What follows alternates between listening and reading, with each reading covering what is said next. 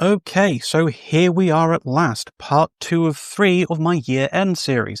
So we've dealt with the awards, we've handed out the trophies, but now the real work begins. And what I want to talk to you about today is 10 of my honourable mentions. Now these were the ones that just for whatever reason ever so slightly missed out on the top 15 picks. Now, this isn't to say that there's anything necessarily missing from these albums. Good Lord, no. These are all superb in every single possible way that I can think of. It's just there was a crucial X factor that the top 15 had that these either weren't quite reaching or maybe there was just something else. I don't know. Regardless of however you want to spin it, these 10 albums are still incredible and every single one of them is 100% worth your time and investment. So given that these are the honourable mentions, we're not going in descending numerical order, but rather just alphabetical in terms of the artist. So let's get right into things.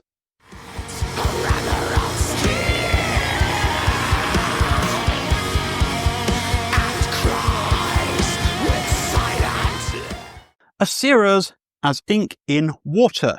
Big fan of this, quite a recent discovery. I feel like I've kind of done them a little dirty by not giving them a full review because I really like this album. I mean, the simple fact that it's appearing on the honourable mentions list so soon after it came out should give you a good indication of just how much I've been loving this one. It scratches that itch of, the black metal crossed with post-rock thing that I've been enjoying so much lately.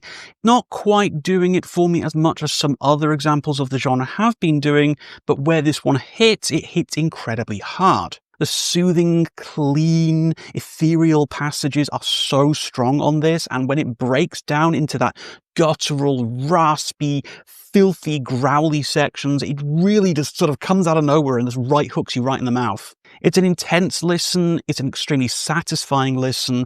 There's not many elements of this that I can't point to and not think, damn, that's really cool. So if you haven't given it a listen yet, please do go check out Asira's As Ink in Water. It was definitely one of the most unexpected things to come out at this late time in the year, but the fact, as I say, it's here on the honourable mentions should give you every indication of how much of your time this is worth.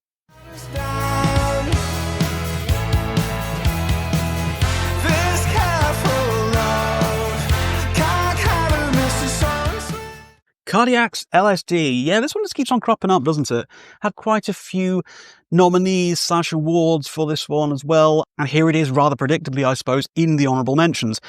Again, there's not really much more I can say about this that I haven't already sort of mentioned in the various different videos I've done over the past couple of months. But yeah, Cardiac's, it's absolutely insane. It's so wild to me that we are, I can pick this up, I can hold it, I can say, look at me, I've actually got the last Cardiac's album in my hands. Like, if you'd asked me 5 years ago, I wouldn't have been entirely certain that I'd even be able to do that. Yet here we are. Tim Smith's legacy lives on. It's a fantastic album. It's possibly, no, in fact, scrap that. It's definitely my favourite Cardiac's album. I once never thought that Sing to God could ever be equalled, let alone toppled, but then LSD comes along and just goes, do you know what? I got you. So yeah, huge fan. If you like Cardiac's, you've probably already listened to it. You probably already know what's going on. If you're new to the band, approach with caution, I'll admit, but there really is nothing else like them, so do give them a try.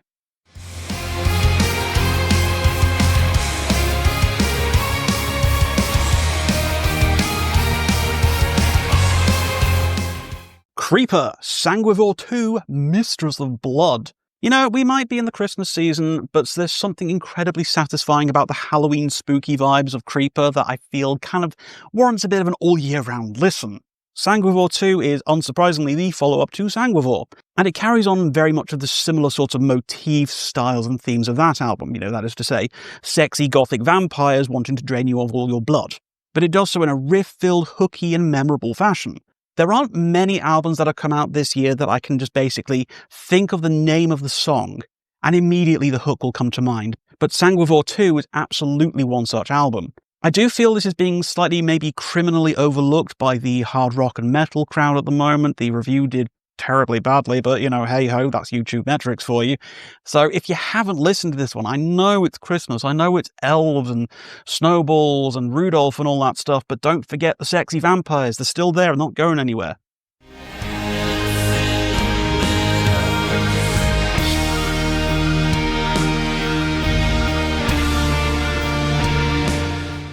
Gazpacho's Magic 8 Ball. Yeah, again, Gazpacho. Huge fan of this band. kind of was a little bit mid on the last couple of albums, I'm not going to lie to you. Sawyers and Fireworker, I know a lot of people say they're great, but I just didn't feel it. There was something missing, the spark wasn't there, I don't know. I just didn't enjoy them that much. I listened to them like maybe a couple of times and just kind of benched them after that. Magic 8 Ball to me feels a little bit like a return to form, whilst not necessarily a return to their original style. It manages to keep itself separate from the rest of its discography, but also, in a lot of ways, evokes the classic feel of the band. It's kind of got this sort of homecoming vibe in a sort of way. Everything feels like they're looking to the past, but simultaneously building on what they've done recently to craft an exciting future for themselves. It's been a little bit of a time since we last had an album from Gazpacho, so it's clear they've been cooking in the interim, and if the end result is Magic 8 Ball, then frankly I am very excited for wherever they've got coming next.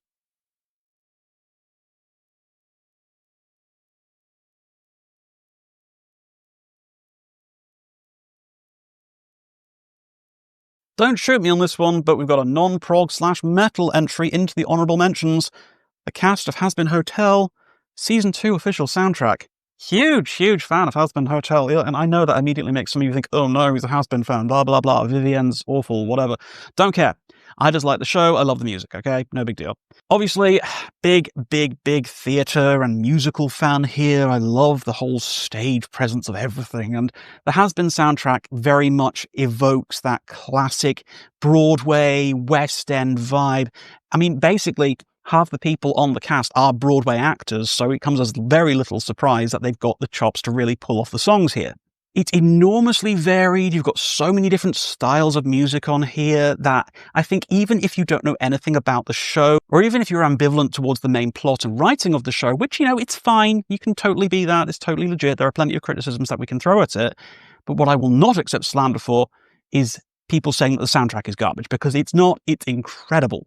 Some of these songs just pop so hard. I mean, listen to Gravity and tell me that that is not an absolute world-stomping banger of a song.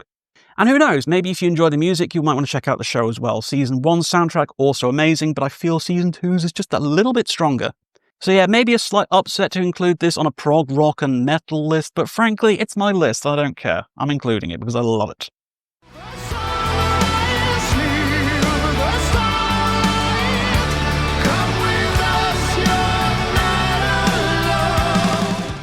In the Woods and Otra.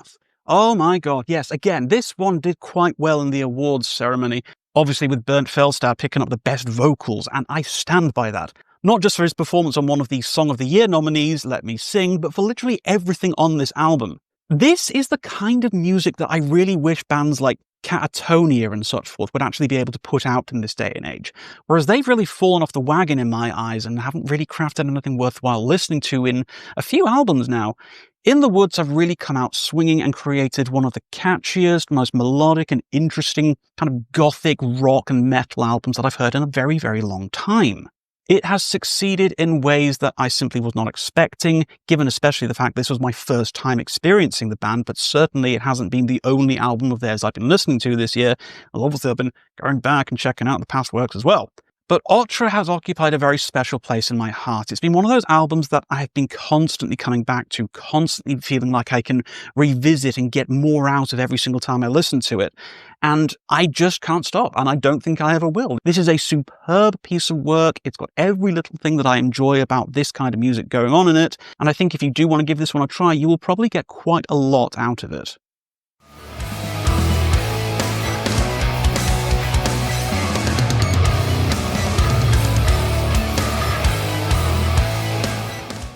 Orion's Into Darkness. This guy came to me as a recommendation from Matt Dolmage of Versa, and frankly, if Matt recommends something to me, chances are pretty high I'm going to enjoy it. Into Darkness is a very straightforward prog rock and metal, you know. There is no overdoing it here. We're not throwing the kitchen sink and 12 different genres into one album. What Ben is doing here is working within the lines that he appreciates and understands for himself, and crafting one of the most easily accessible, easily digestible rock and metal albums of the year. There's very little on here that I didn't enjoy. Everything kind of clicks together. It all fits perfectly, like a very neatly constructed sculpture. No, it's not a complicated listen, good lord, but not everything has to be. We don't have to have everything, throwing 1,200 different time signatures in one song and having 42 different instrument tracks throughout every single part of the album. No, what Ben has done here has crafted something very succinct, very easy, very enjoyable. I was surprised how often I kept coming back to this one. It kept falling into that category of, I'm not quite sure what I want to listen to today, but Orion sat right there, and it's always a good time. And when I was sort of coming up with this honourable mentions list, I thought, what other place could I possibly put this album other than on this list, just because of how much I've been getting out of this record? If you've not heard it before, please go check him out. Ben's a super duper guy, and I've been really, really enjoying what he's doing.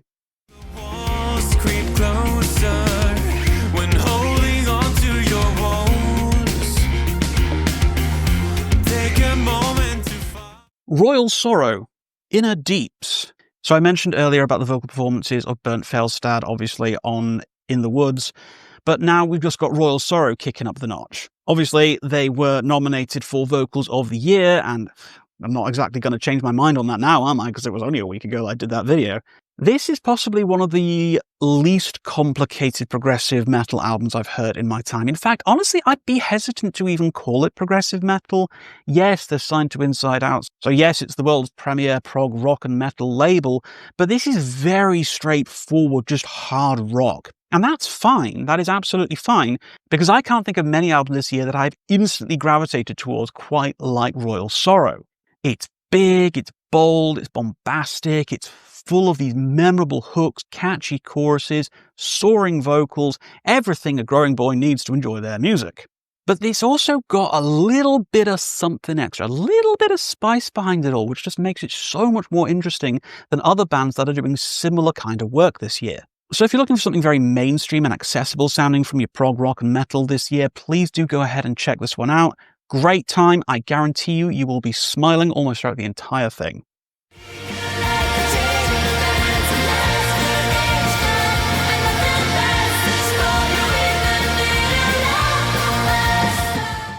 Ah yes, Sadness and Abriction's joint LP. Now this is obviously where I'm going to display the artwork because it's not available in physical format.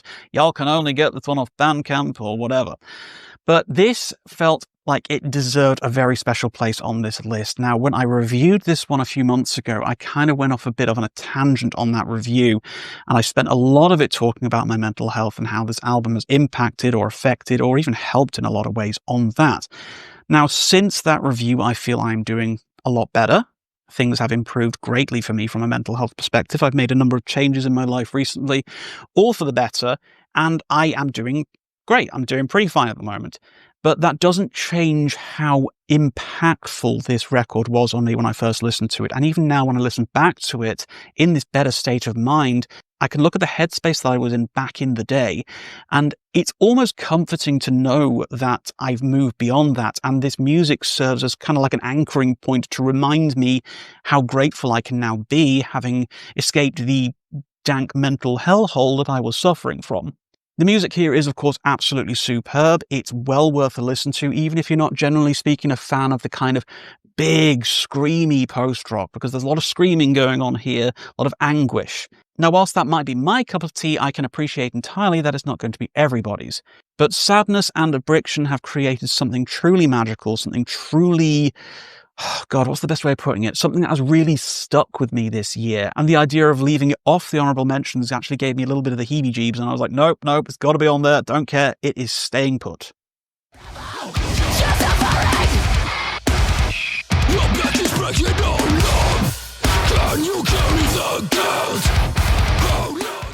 And finally, for the honourable mentions, Vianova's Hit It. Despite the interesting album art, and it certainly stands out, doesn't it?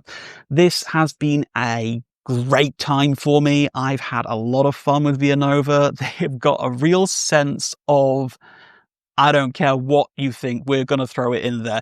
I suppose in some ways it's kind of like if Orion was the very straightforward progressive rock and metal, and Vianova is kind of like the polar opposite. It's the literally throw everything at the wall, see what sticks, and even if it doesn't stick, throw it again until it does stick, you know?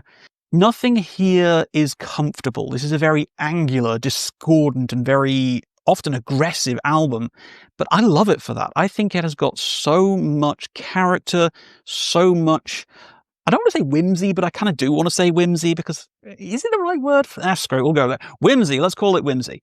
Because that's what it is. It's a kind of album that just doesn't care what you think of it. It is unapologetically violent and aggressive in places, but it all just comes together and it is a fabulously good time.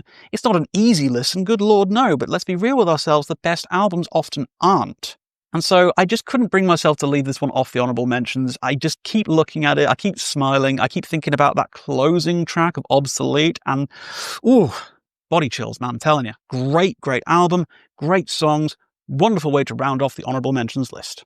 And so there we have it. Those are the 10 picks for my honourable mentions of 2025. The ones which were just not quite there, but are still absolute belters. So given that kind of, I suppose, limitation or categorization of the picks here, I'd love to know what your honourable mentions for 2025 were, so please drop them down there in the comments below. Do stick around next week, guys. I will be walking you through my top 15 albums of the year and finally crowning the one true king for this year. If you did make it this far into the video, guys, thank you very much indeed for watching. I hope to see you next week for the Album of the Year video, but until then, as always, keep your rhyme signatures pretty odd.